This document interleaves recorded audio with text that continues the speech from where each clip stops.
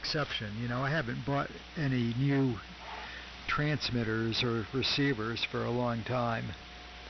And I got rid of a bunch. Got rid of pretty much everything I wanted to get rid of before the move. And it took me, I still have a lot of stuff. I ended up moving a lot of stuff, but I did a fair amount of downsizing. Otherwise, I would not have fit in this place.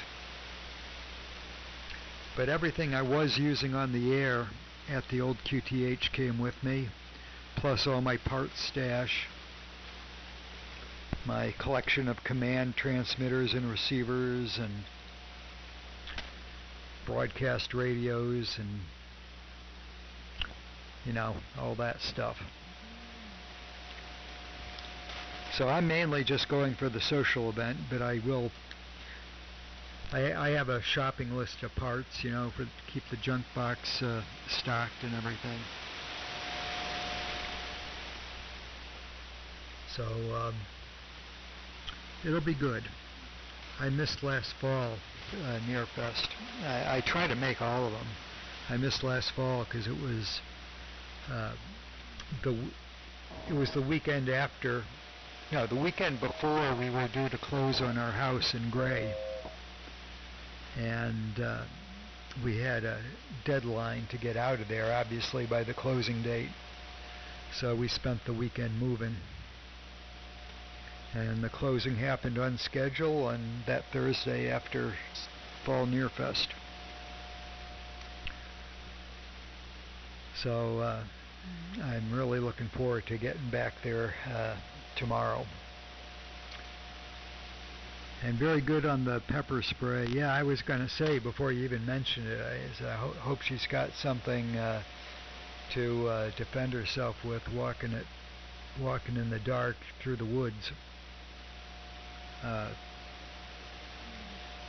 And non-lethal means, as long as they're effective, are the way to go. But that's the thing, as long as they're effective.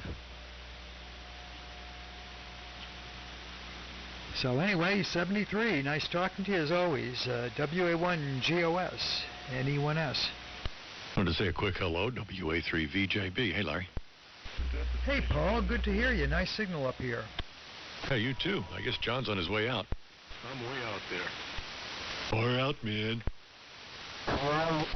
Yeah, I don't know if you know, Paul, I moved to Ossipee, New Hampshire, about an hour west of my old QTH in Maine. Oh, wow. It sounds like you got enough property for a decent antenna, though. I got about an acre, and this is the only HF antenna I have up at the moment. Actually, it's the only antenna I have up at the moment. It's center-fed 265 foot, but it's not in a straight line. It kind of takes a couple bends on it to keep it all in the property and out of the woods. What's the name of the town in New Hampshire? I'll update the card on you. Ossipee. Ossipee. It has a sort of sense of humor to it, doesn't it? Yeah, well, it's named after the Ossipee range we have a mountain range here called the Ossipee Range, and it's named after an Indian tribe, probably. Oh, yeah, there's a lot of those in upstate New York that are like Onondaga Hill, where INR used to live. Yep, all over the Northeast. Well, it's good to hear that you're going to make it up to the Fester this weekend. Say hello to anybody who remembers me. Okay, I think that would be pretty much everyone I know. You're not coming? No, it's been, oh gosh, at least 20 years since I've been to that. It's just quite a haul from Maryland. It's really hard to justify. Yep. Yeah, I can see that, but it's a great fest. I don't know, if I lived that far away, I'd probably maybe not make it every time, but I'd try to make it more often than every 20 years. I've just always loved that fester. Me too. The pine straw on the ground, the pine tree canopy, lots of good company in the AM corral. Oh yeah, it's a total draw. It's just got everything going for it.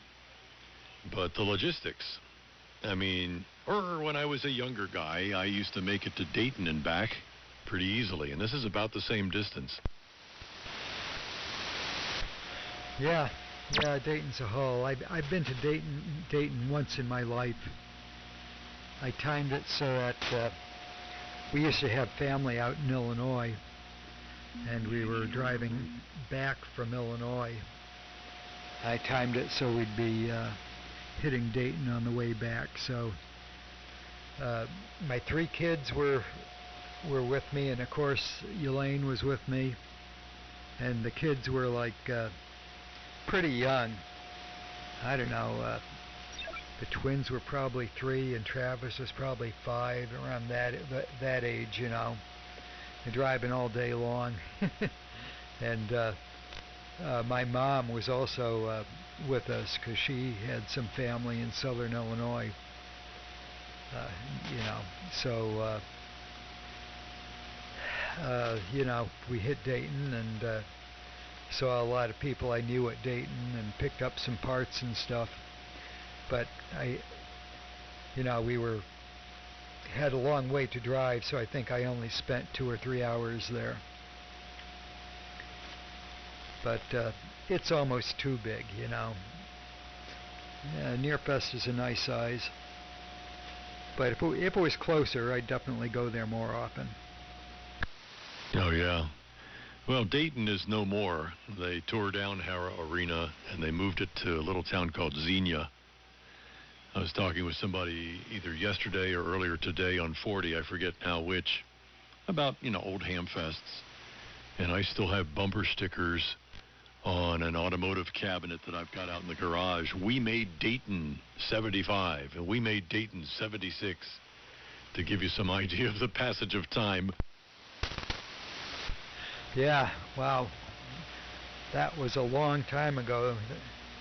That was even before I got my license. I got my license, I think, in '83.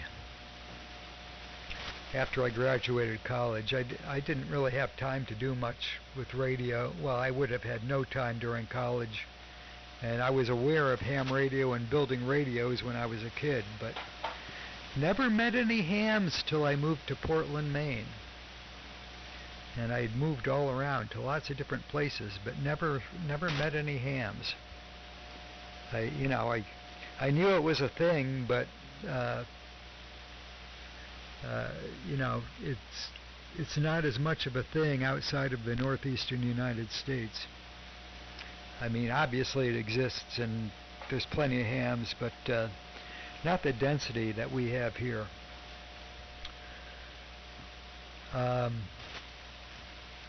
Anyway, gosh, what else I want to tell you? It seems that there was some other comment I wanted to make, but it's gone for now. WA3VJB, NE1S. NE1S, WA3VJB. Yeah, I guess it was John headed for the door. If you got to run, I really just wanted to say hello because it was a surprise to hear you on, especially with such a strong signal. What rig is this? This is the old Buzzard rig. It's a homebrew rig, some of it by me, some of it by others way back in the day. Uses a pair of 812s and push-pull modulated by 805s. And it's all open relay rack construction, black wrinkle panels, black wrinkle chassis. I've got a 1934 HRO mounted in the kind of in the middle of the rack, although I'm not using it currently. At the moment, I'm using a homebrew receiver that I put together 6 or 7 years ago. It's a 10-tube communications super het that I built from scratch and designed, although there's nothing really new in the design. 1930s tubes and technology. Yeah, that's something to be proud of. I'm glad all that made it with you to Ossipee. Be ashamed to somehow liquidate or rehome that, I guess is the better word. It's got a lot of investment of your time and loving care, I'm sure, in it. Well, it sounds good. It sounds like it's a little mechanical hum coming in from somewhere, like, a fluorescent light or maybe an auto transformer somewhere. But that's only after I turned it up. Got the good house audio speakers on right now. I didn't hear it on the local desktop speaker. But it's clean. It's got a nice open response to it. Well, you probably know all this, but I'm hearing it and I appreciate it. Yeah, the hum is acoustical.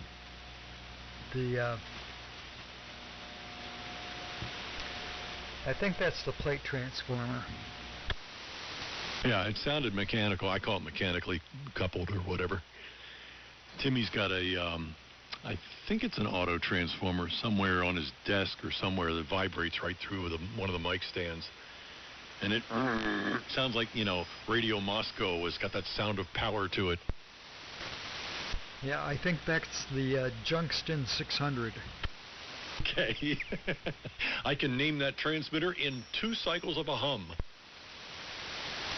Yep. And I talked to Tim a couple mornings ago on 3705.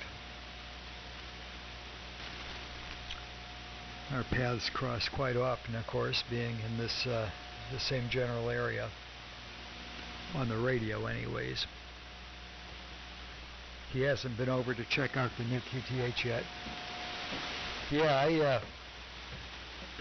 any rigs, transmitters and receivers that I was using over at the old QTH came with me, as did my stash of parts, as did several things that I'm not using, like my collection of command set receivers and transmitters. But I did get rid of a lot of stuff too. But anything that I really didn't want to part with, I didn't. But it took me a couple of years to downsize. I was storing all this stuff, and you go through and say, am I ever really going to have a chance to work on this? And stuff that was given to me, and because I had the space, I took it in. Didn't really have any plans for it. I ended up giving most of it away. I did sell a couple items, and that took a couple years. And I started doing that even before I knew I was going to move. I just figured, I was going to have to deal with it someday, and I wasn't getting any younger. I might as well start. So I'd say about 3 years ago, Elaine and I started to get serious about just going through stuff and getting rid of separating the wheat from the chaff, if you know what I mean. But anything important to me, I'm not ready to ride off into the sunset quite yet. Anything that I planned on still having fun with came with me.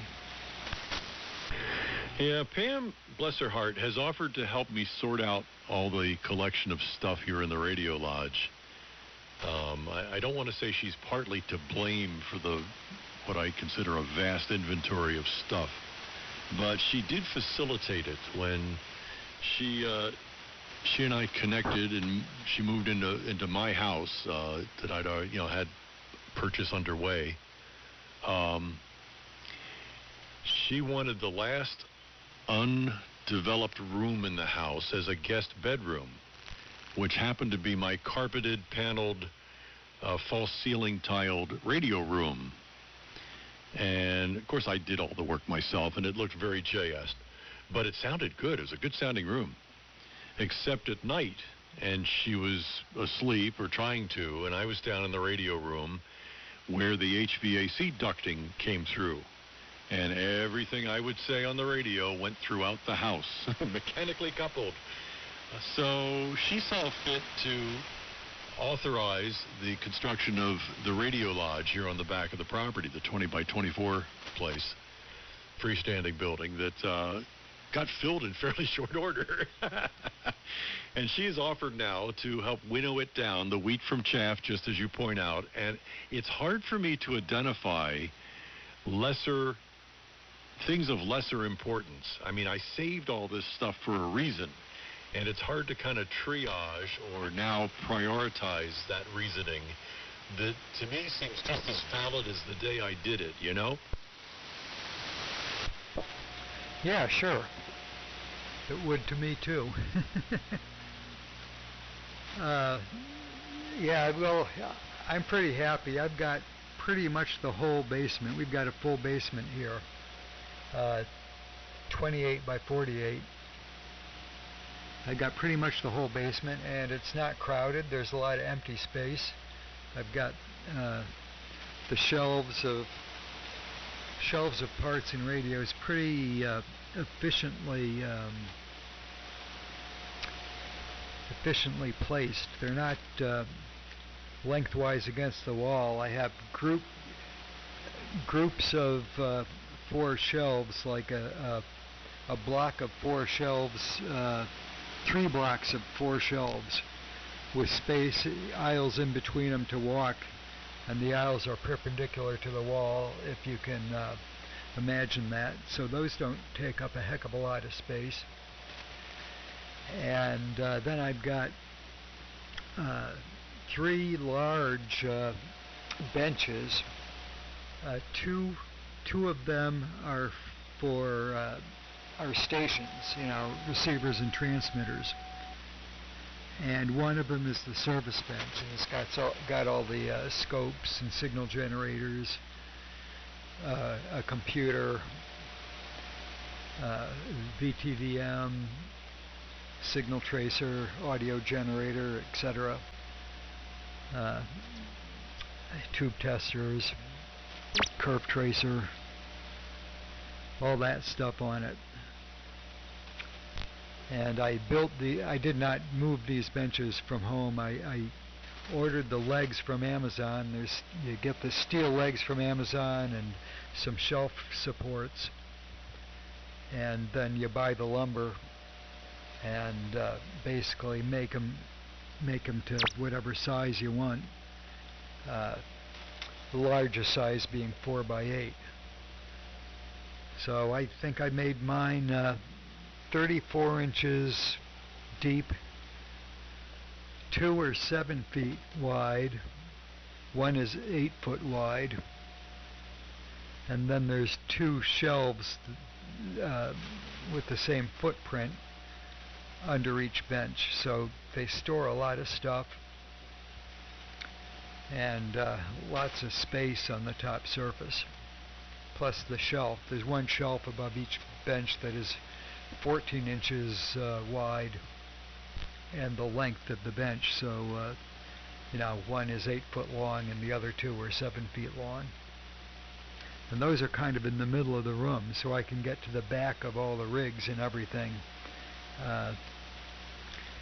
I learned from my last QTH that putting your station up against a wall is probably the last resort,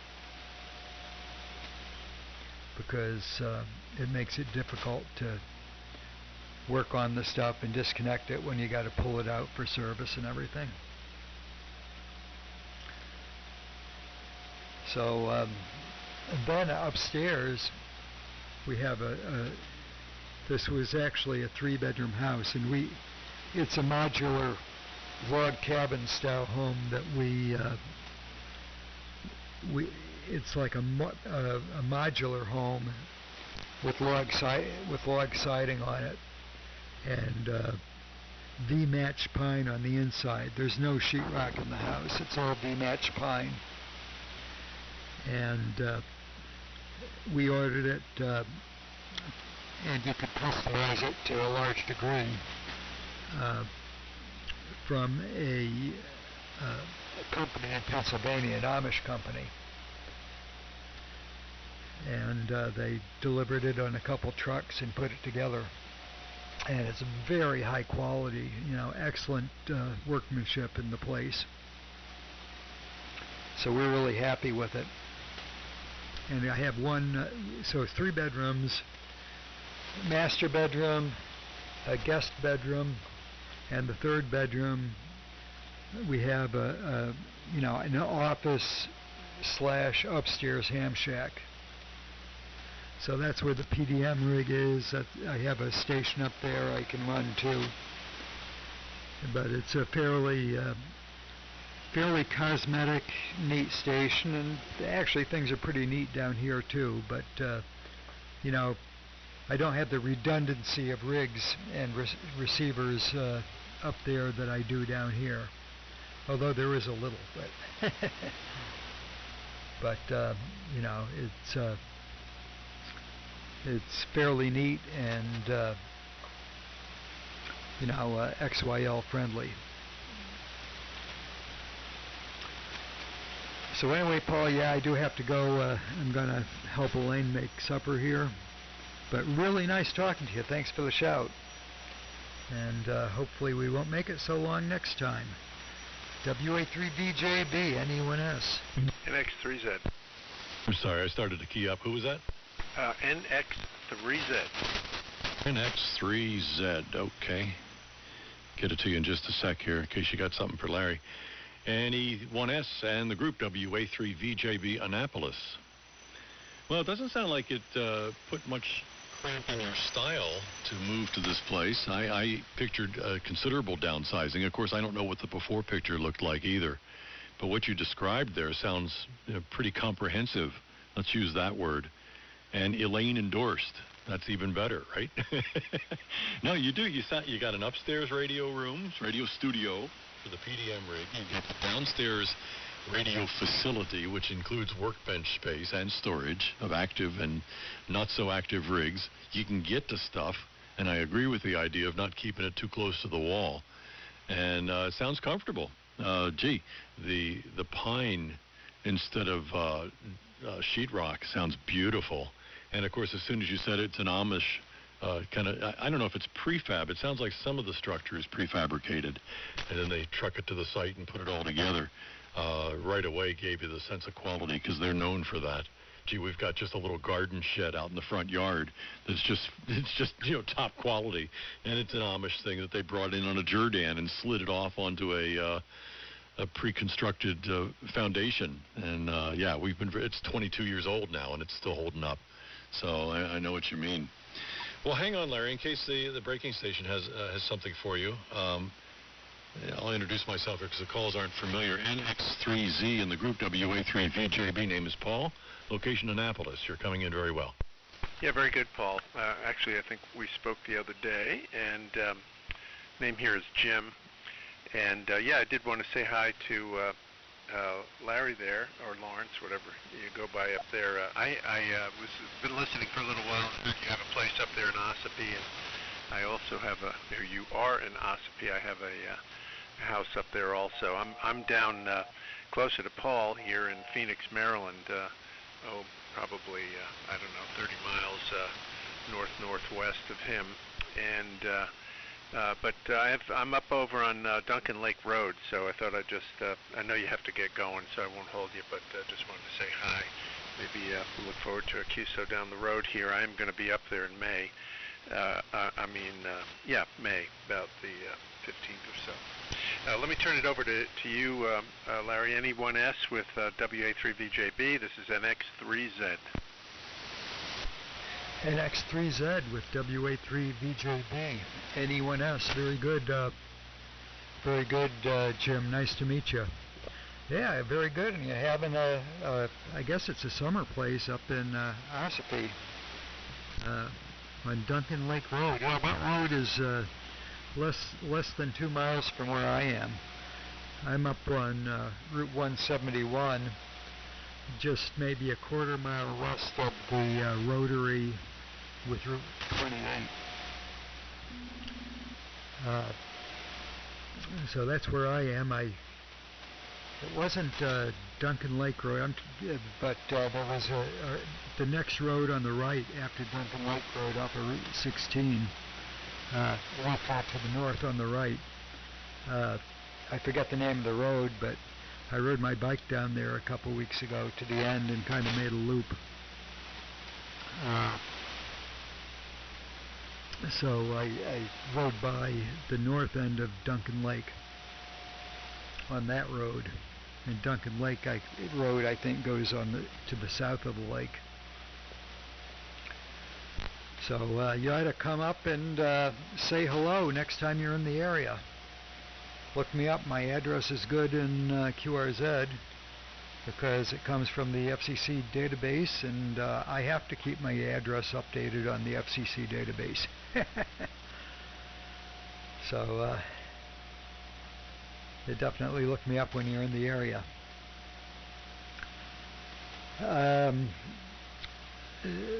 So yeah, Paul, very good on your Amish shed there.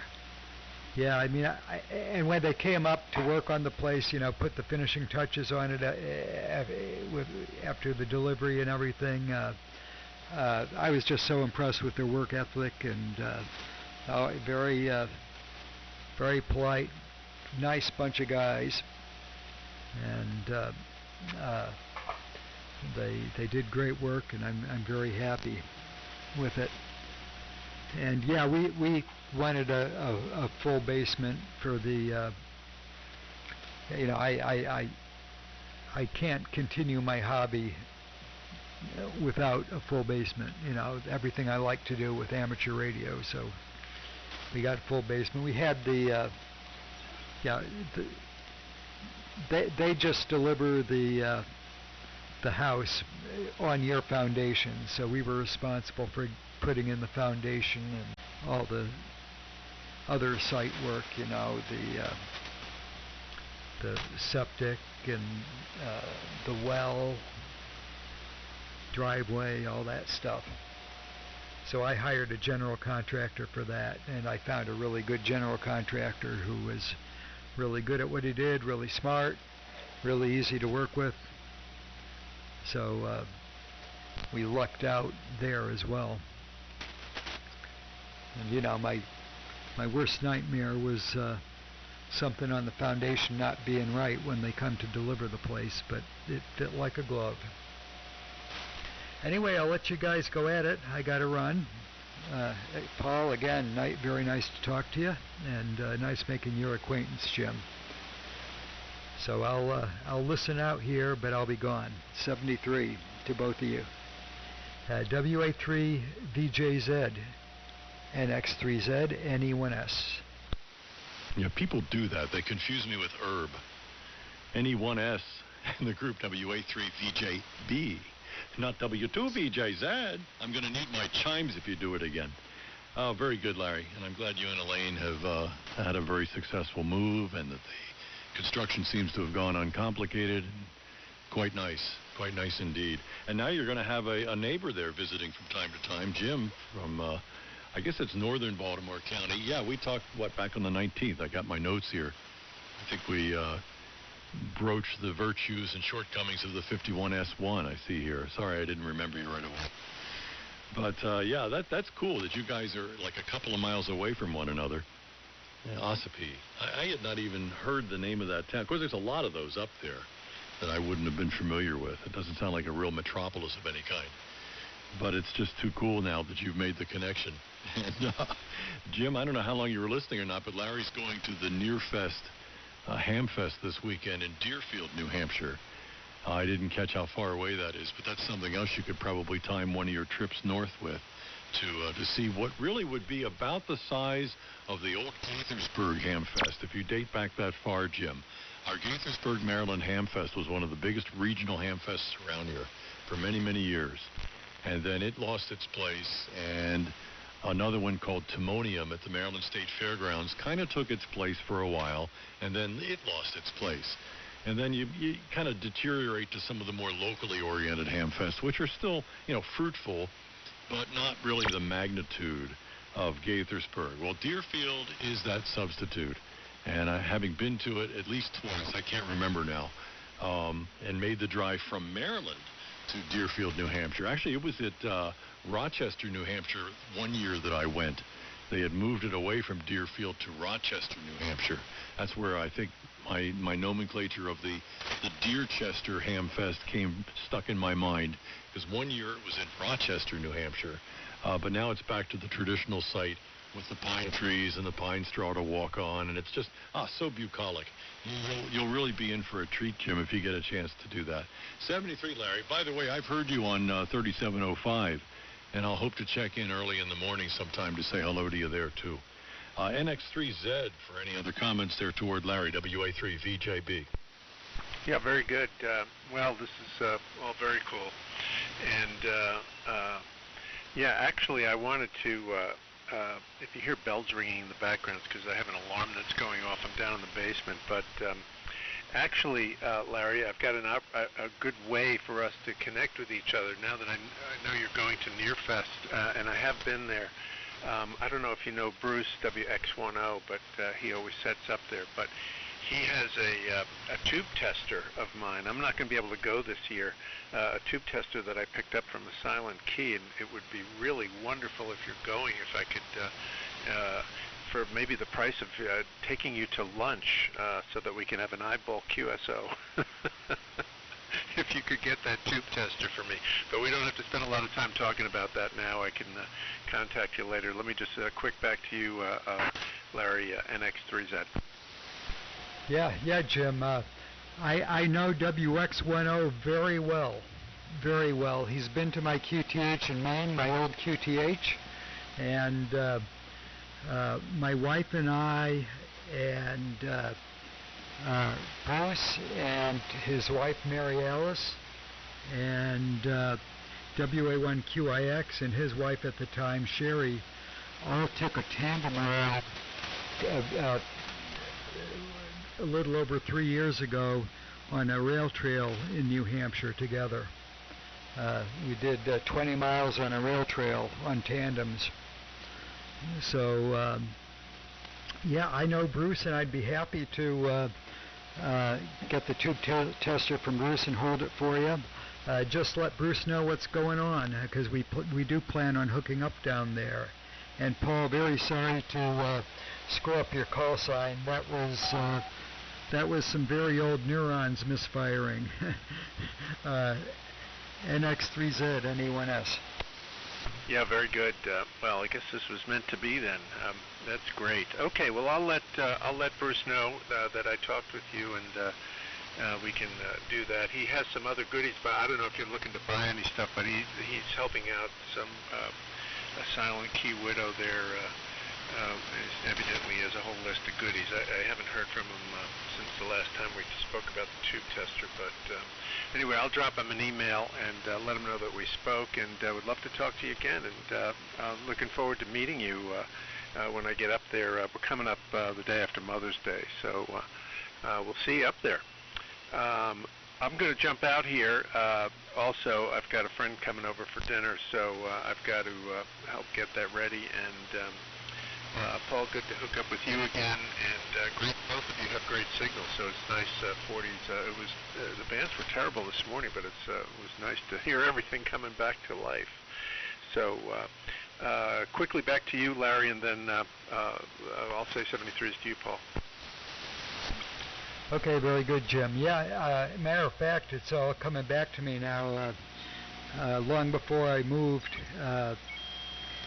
Bruce mentioned you to me and said that you had a place in Ossipee. I did not recognize the call sign when you checked in, but now it's starting to sound familiar for that reason, and it's got to be you, because he was telling me about a person who lived in a ham who lived in Maryland and also had a place in Ossipee when he heard that I was moving to Ossipee. So, yeah, like you say, it's all coming together. Very good. Look forward to meeting you, and I'll have your tube tester for you. So, 73 for now. Oh, and no, I'm not in the market for any more equipment. I've got plenty here, and I